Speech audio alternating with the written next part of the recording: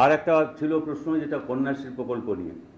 সেটাও আমি যা হয় এই সরকারের সবসময় আমরা যা জবাব পাই, এত দরখাস্ত করেছেন, এত এনরোল হয়েছে, কিন্তু আসল কথায় যখন আসা হয় যে সে কন্যাশ্রী একই হোক আর কন্যাশ্রী 2 হোক, কন্যাশ্রী 2 তো বোঝা গেল যে এখনও সরকার কিছু দোলা চলে আছে, কি করবে যখন একসঙ্গে টাকাটা দিতে হবে। সেটা নিয়ে কন্যাশ্রী 1 হোক 2 হোক, কজন টাকা পেয়েছে, কজনের ব্যাংক অ্যাকাউন্টে টাকা জমা পড়েছে সরকারের কাছ থেকে, সেটাই বলতে পারছেন না একদিন পরে। এত সব কথা বলার পরেও মূল কথা তো হচ্ছে ওইটাই, যেরকম কটা শিল্প হয়েছে সেটার জবাব ওরা দিতে পারেন না, সেরকম কজন কন্যাশ্রী টাকা পাচ্ছে এই প্রশ্নটা এত দীর্ঘ উত্তর ব্যাখ্যা ইত্যাদি সহ সত্ত্বেও আসল কথাটায় ওইটা আমরা জানতে পারছি না। এই হচ্ছে সরকারের প্রস্তুতি। নতুন পৌরসভা সম্পর্কে একটা প্রশ্ন ছিল, সেখানে আমরা শুনলাম যে সরকারের পরিকল্পনা কী। সে পরিকল্পনা নিয়ে আমাদের কী হবে? সরকারকে তো বিল আনতে হবে এসব করতে হলে, এবং তার আগে সংশ্লিষ্ট যে কী বলে স্থানীয় সংস্থাগুলি রয়েছে, লোকাল বডিজ, সে পঞ্চায়েত হোক পুরসভা হোক, যেগুলি এর অন্তর্ভুক্ত হবে, তাদের অনুমতি দরকার, তাদের প্রস্তাব দরকার। সেগুলো সবই ওরা দখল করেছেন, যাই হোক, কিন্তু সেগুলো দরকার, এটা আলোচনা হওয়া দরকার বিশদভাবে।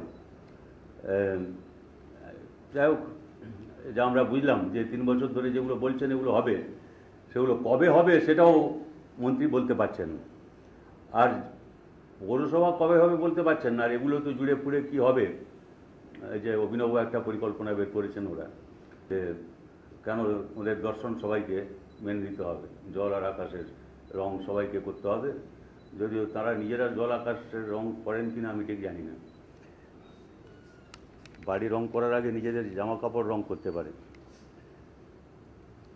এ হচ্ছে যা আজকের মোটামুটি হয়েছে। বাকি বাজেট চলছে আলোচনা, আমি তার মধ্যে যেতে চাচ্ছি না, কারণ আলোচনা এখনও চলছে। আমাদের বিধায়করা বলবেন, মন্ত্রী বলবেন। আমি তার সঙ্গে বলেছি যে আগেও আমি প্রকাশ্যে এখানে প্রেসে আমি দাবি করেছিলাম, যখন সারদা কেলেঙ্কারির সঙ্গে যুক্ত সারদা কর্ণধার ইত্যাদি তারা যখন গ্রেপ্তার হয়েছিলেন, তখন আমি বলেছিলাম যে এদের সরকারের নিরাপত্তার ব্যবস্থা করা উচিত। আমাদের খারাপ অভিজ্ঞতা আছে অতীতে, সেই জন্যেই দেখা দরকার। এখন সেটা আরও বেশি সংবেদনশীল হয়ে পড়েছে।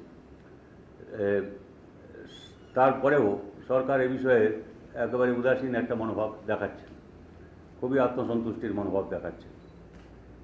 এই যে বললেন মন্ত্রী, এই একজন যে বিচারাধীন বন্দী আগে মারা গেছিলেন প্রেসিডেন্সি জেলে, আর মুখ্যমন্ত্রী তিনি আলিপুর জেলে পৌঁছেছিলেন। অবশ্য সেটা আপনারা জানেন সংবাদপত্রে, যে তিনি ভেবেছিলেন আলিপুর জেলে, তারপরে ওরা বললো যে এটা প্রেসিডেন্সি জেলে। যে দুটো ঘটনা হয়েছে সে দুটোই প্রেসিডেন্সি জেলের ঘটনা।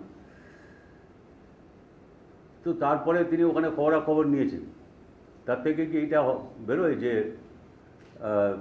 নিরাপত্তা নিয়ে কোনো প্রশ্ন নেই, সরকারের কাছে কোনো ইনফরমেশন নেই?